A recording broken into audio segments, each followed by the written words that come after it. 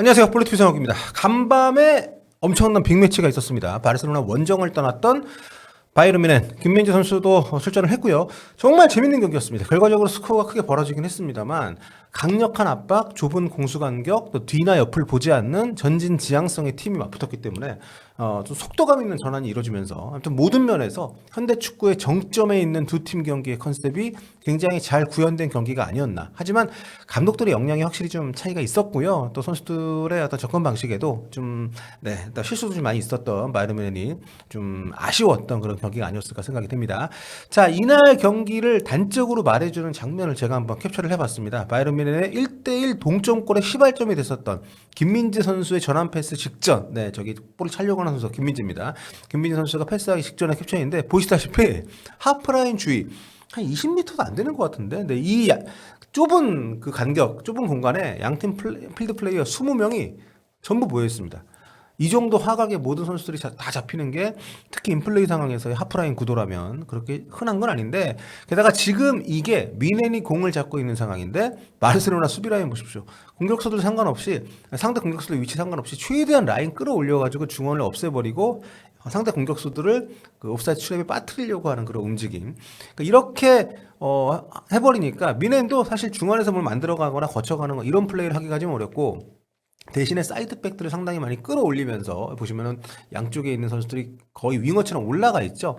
이렇게 경기를 좀 했기 때문에 두 팀 모두 크게 다르지 않았습니다. 이런 어떤 그 전체적인 라인의 높이라든가 특히 수비 라인 같은 경우에 다만 이날 홈팀 바르셀로나는 기회가 올 때마다 골을 뽑아내면서 결과까지 챙겨갔습니다만, 바이에른 뮌헨은 컨셉은 뭐 좋았는데 이게 이제 계속 올 시즌에 그 콤파니 감독 지적을 받고 있는 부분이긴 한데, 컨셉은 좋았는데 세부적인 미스가 좀 많이 나오면서 대패했습니다. 특히 이제 상대가 슈팅할 때마다 거의 실점을 했기 때문에 아무튼 뭐 여러 가지로 타격이 좀 있는 경기가 될 것 같아요. 지금 바이에른 뮌헨이 챔피언스리그에서 1승 2패 세 경기에서 했기 때문에.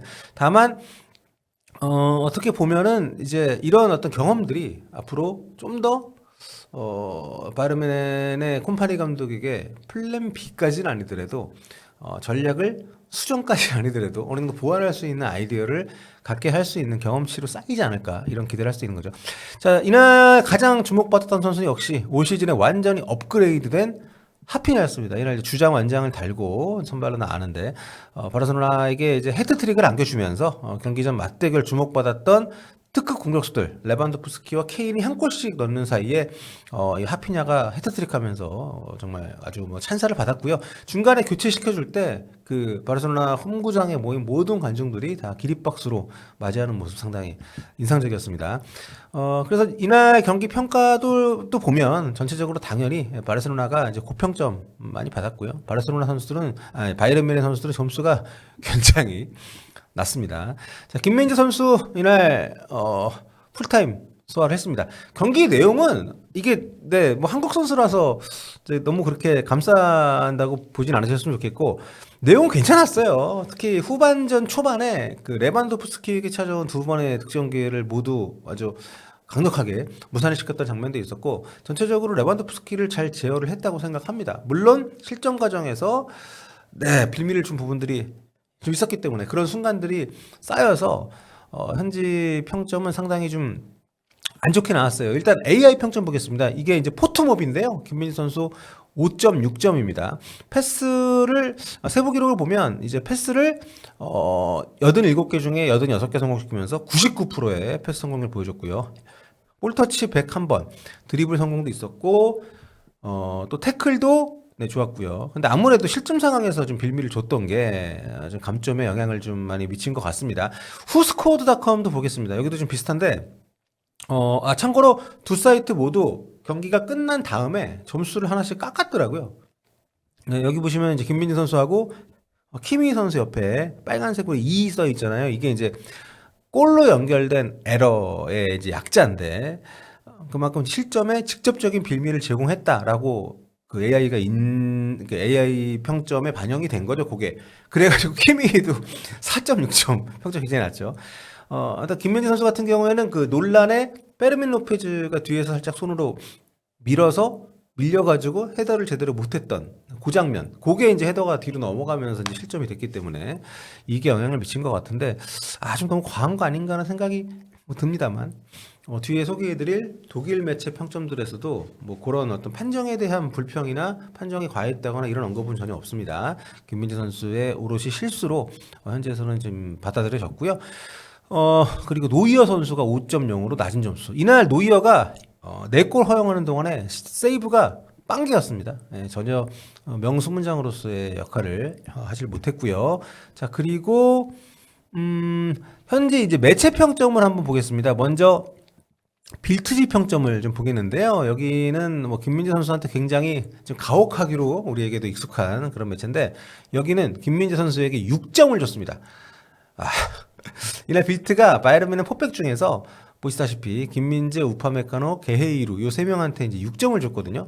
솔직히 전 게헤이루 오른쪽 기용은 좀 잘못됐다고 봅니다. 차라리 라이머를 거기다가 쓰는 것이 낫지 않았나 싶은데 아무튼 전천후 백업인 게헤이루를 오른쪽에 썼는데 이 친구가 수비보다 공격적이 많이 가세를 했거든요. 근데 공격에서도 별 영향력이 없었고 또 수비하는 과정에서도 하피냐에게 완전히 뭐 발렸기 때문에 그리고 근데 얘들 평점 좀 이상한 게 노이어한테 4점을 줬어요. 케인이 이날 골 넣었잖아요. 뭐 어쨌든 전체적으로 경기 내용이 아주 좋진 않았습니다만 케인에게 4점, 노이어에게 4점. 노이어 레전드여가지고 좀 더 주는 건가? 아무튼 김민재 선수에게 6점을 주면서 어떤 평가를 했냐면 모든 게 엉망이다. 선제 실점 때는 최선을 다하지 않았고 최선을 다하지 않았던 게 읽히나요? 자, 두 번째 실점 때 판정 논란이 있었지만 더 잘했어야 됐다. 그러니까 그 실점에 대한 책임도 결국에는 김민재 선수에게 있다라고 지적을 명확하게 한 것이고 무슨 선제골 내줄 때의 이 평가는 좀 그렇네요. 근데 아무튼 이날 우파메커너하고 조금 겹치는 부분들이 확실히 있긴 했습니다. 이날 보면 이제 저는 전체적으로 콤파니 감독의 과도하게 높은 라인 유지가 이게 저는 여러분 이게 NG 콤파니가 아닌가 아니면 뱅상 포스테코글루라든가 포스테코글루 감독의 상당히 비슷합니다. 라인 엄청 끌어올리고 앞쪽에서 많이 뛰게 만들려고 시도하는 근데 이날은 뛰는 양도 바르셀로나가 훨씬 더 많았습니다. 제가 전반전 수치를 보고 굉장히 놀랐었는데 전반전에만 바르셀로나가 64.6km를 뛰었고요. 그리고 바이에른 뮌헨이 61.15km를 뛰었습니다. 전반에만 3km가 넘게 차이가 났고 전체 경기를 다 합산을 해도 바르셀로나가 126.5km, 바이에른 뮌헨이 120.5km, 6km 차이 났어요. 굉장히 좀 뛰는 양에서도 확실히 차이가 났다. 체력적인 부분도 있겠지만 아무튼 이날 바르셀로나가 전방에서 상당히 압박을 잘해서 바이에른 뮌헨이 점유율은 높았지만 자기 진영에 많이 갇혀 있었거든요. 그런 것들이 전체적인 뛰는 양이 반영이 된 그런 어떤 경기력에 도움을 준 요소가 아닌가 생각이 됩니다. 자, 아무튼 이 빌트 평점 보면 콤파니 감독에게 이제 5점을 줬고 콤파니 감독이 어떤 평가를 했냐면 콤파니의 압박 축구는 챔피언스 리그에서 너무 리스키하다. 너무 좀 위험하다. 예. 우승이 목표인 팀한테는 걱정스러운 수준의 경기력이다. 강팀들이 바이에른 뮌헨의 높은 수비 라인을 잘 공략을 하고 있다. 챔피언스 리그에서. 리그에서 자국 리그는 잘하고 있지만 챔피언스 리그에서 지금 경기력이 안 좋기 때문에 플랜 B가 필요하다.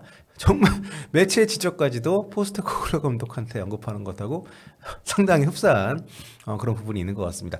자, 다음은 이제 키커인데요. 키커도 김민재 선수한테 이제 최저 평점을 줬습니다.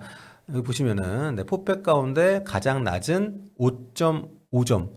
포백 가운데뿐만 아니라 뭐 양팀 통틀어가지고 최저 평점입니다. 올리세 그리고 이제 여긴 토마스 뮬러한테 김민재와 같이 이제 5.5점을 줬고요. 여기서도 노이어는 4.5점으로 뭐 높은 점수를 받았고 수비 라인보다 상대 팀에서는 이제 여기 페르민 로페즈가 이날 어시스트 2개 했는데 페르민 로페즈 그리고 하피냐 1점씩 받았고요. 라민 야말 정말 잘하더라고요. 라민 야말한테도 1.5점을 줬습니다. 레반도프스키는 한 골 넣긴 했지만 특히 후반전에 김민재 선수를 비롯해서 많이 막혔어요. 그렇기 때문에 그래도 팀이 이기면서 또 좋은 점수 2점 받았습니다.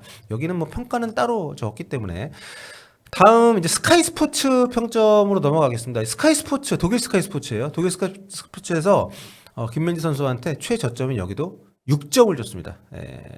다들 아십니다만 독일은 1점이 가장 높고 6점이 가장 낮죠. 모든 매체들이.